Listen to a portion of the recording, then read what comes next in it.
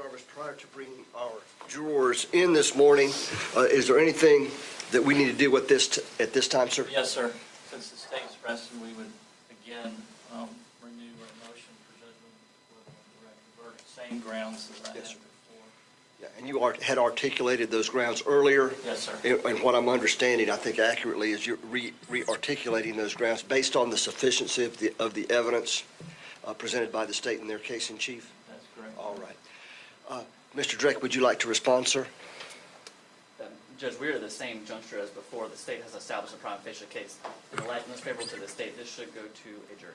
All right. I'm going to respectfully deny the motion for judgment of acquittal. Are we ready? Bring the jurors in at this time. Yes, Judge. Yes, sir. Let's bring the jurors in.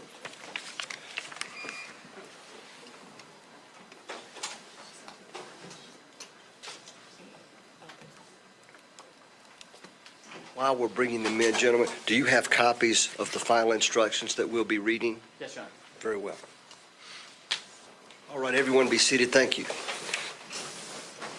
Good morning, ladies and gentlemen. Good morning.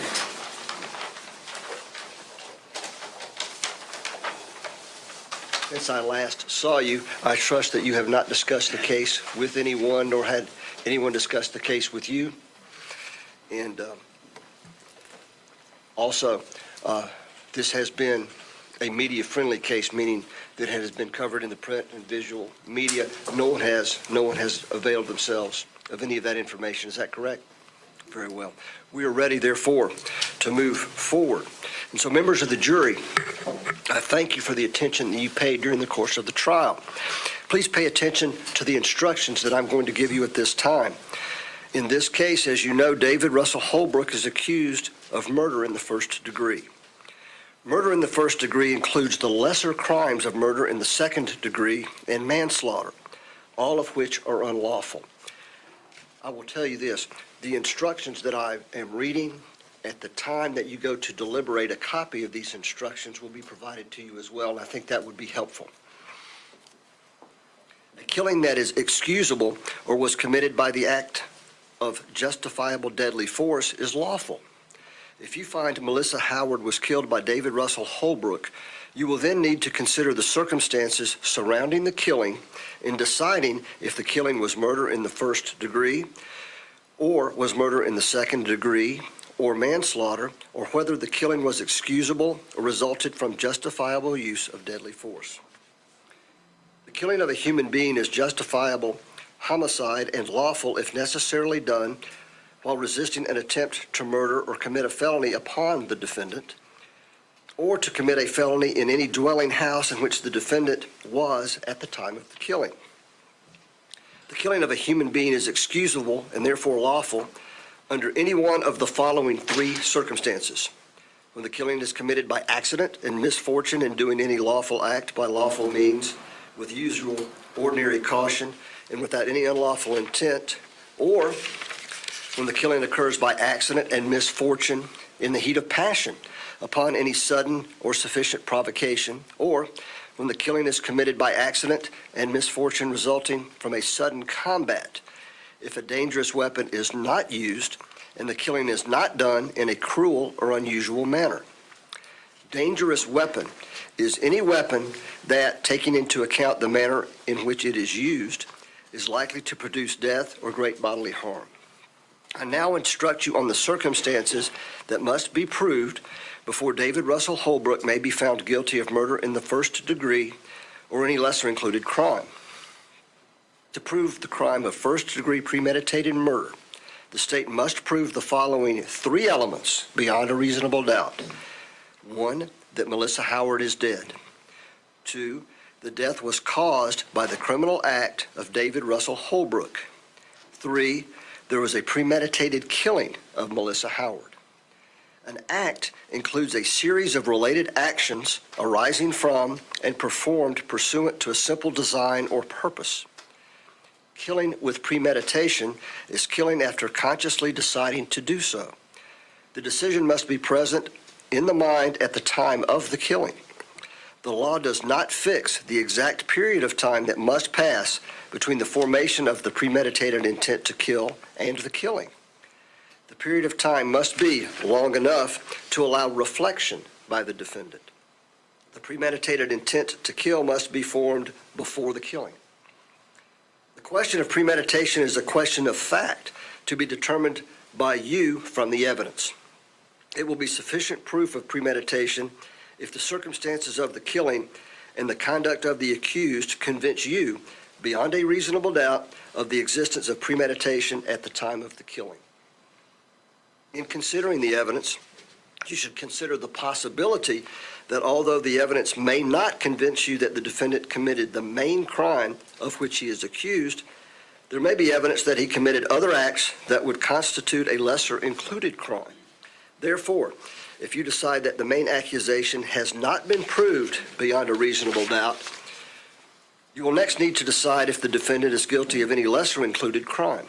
The lesser crimes indicated in the definition of murder in the first degree are murder in the second degree and manslaughter. To prove the crime of second degree murder, the state must prove the following three elements beyond a reasonable doubt. 1, that Melissa Howard is dead. 2, the death was caused by the criminal act of David Russell Holbrook. 3, there was an unlawful killing of Melissa Howard by an act eminently dangerous to another and demonstrating a depraved mind without regard for human life. An act, as we've already discussed, includes a series of related actions arising from and performed pursuant to a single design or purpose. An act is eminently dangerous to another and demonstrating a depraved mind if it is an act or series of acts that, 1, a person of ordinary judgment would know is reasonably certain to kill or do serious bodily injury to another, and is done from ill will, hatred, spite, or evil intent, and is of such a nature that the act itself indicates an indifference to human life. In order to convict of second-degree murder, it is not necessary for the state to prove the defendant had an intent to cause death.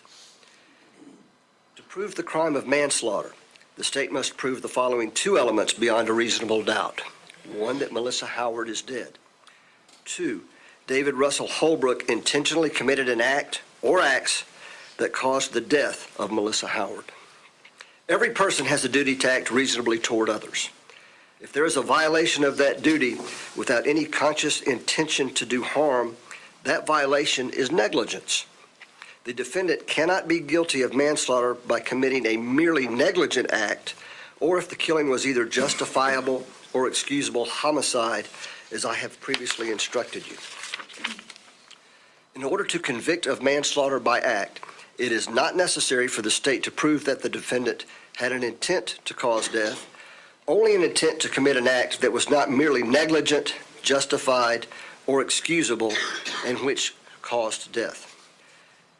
If the defendant helped another person or persons commit a crime, the defendant is a principal and must be treated as if he had done all of the things the other person or persons did if, 1, the defendant had a conscious intent that the criminal act be done, and 2, the defendant did some act or said some word which was intended to and which did incite, cause, encourage, assist, or advise the other person or persons to actually commit the crime.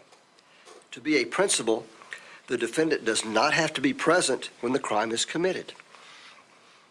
An issue in this case is whether the defendant was present when the crime allegedly was committed.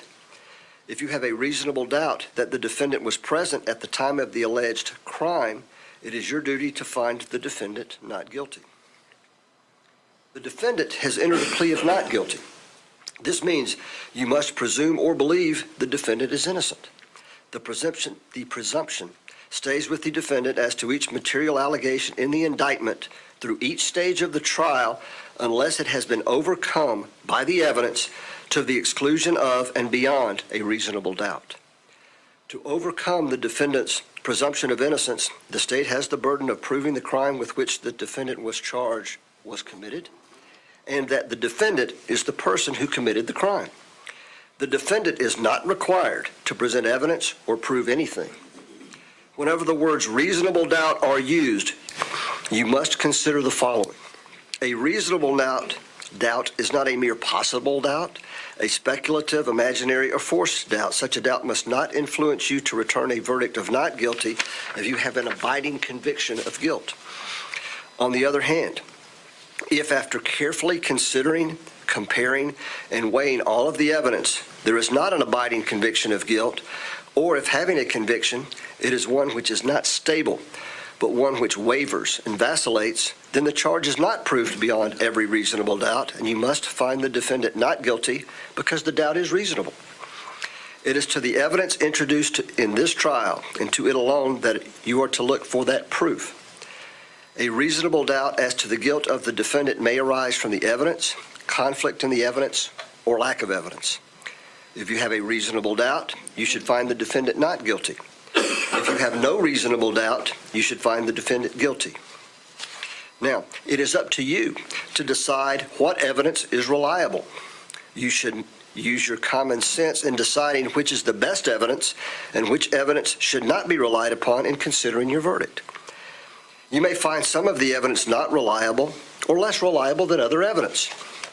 You should consider how the witnesses acted, as well as what they said. Some things you should consider are: did the witness seem to have an opportunity to see and to know the things about which the witness testified? Did the witness seem to have an accurate memory? Was the witness honest and straightforward in answering the attorney's questions? Did the witness have some interest in how the case should be decided? Does the witness's testimony agree with the other testimony and other evidence in the case? Has the witness been offered or received any money, preferred treatment, or other benefit in order to get the witness to testify? Had any pressure or threat been used against the defendant that affected the truth of the witness's testimony? Did the witness at some time make a statement that is inconsistent with the testimony he or she gave in court? Now, whether the state has met its burden of proof does not depend upon the number of witnesses it has called or upon the number of exhibits offered, but instead upon the nature and quality of the evidence presented. The fact that a witness is employed in law enforcement does not mean that his or her testimony deserves more or less consideration than any other witness. Expert witnesses are like any other witnesses with one exception. The law permits an expert witness to give his or her opinion. However, an expert's opinion is reliable only when given on a subject about which you believe him or her to be an expert. Like other witnesses, you may believe or disbelieve all or any part of an expert's testimony. Now, it is entirely proper for a lawyer to talk to a witness about what testimony the witness would give if called to the courtroom. The witness should not be discredited by talking to a lawyer about his or her testimony. You may rely upon your own conclusion about the credibility of any witness. A juror may believe or disbelieve all or any part of the evidence or the testimony of any witness. The Constitution requires the state to prove its accusations against the defendant. It is not necessary for the defendant to disprove anything, nor is the defendant required to prove his innocence. It is up to the state to prove the defendant's guilt by evidence. The defendant, in this case, exercised a fundamental right by choosing not to be a witness in this case. You must not view this as an admission of guilt or be influenced in any way by his decision. No juror should ever be concerned that the defendant did or did not take the witness stand to give testimony in the case. Now, a statement claimed to have been made by the defendant outside of court has been placed before you. Such a statement should always be considered with caution and be weighed with great care to make certain it was freely and voluntarily made. Therefore, you must determine from the evidence that the defendant's alleged statement was knowingly, voluntarily, and freely made. In making this determination, you should consider the total circumstances, including, but not limited to, whether when the defendant made the statement, he had been threatened in order to get him to make it, whether anyone had promised him anything in order to get him to make it. If you conclude the defendant's out-of-court statement was not freely and voluntarily made, you should disregard it. You'll recall when we began the trial and discussed how the trial would proceed, we talked about at the end of the trial, the attorneys will be afforded an opportunity to make their final arguments to you. And that's what we're going to do at this time. The state will be allowed to make its presentation to you. Then counsel for the defense, if they wish, will certainly have that opportunity to do so.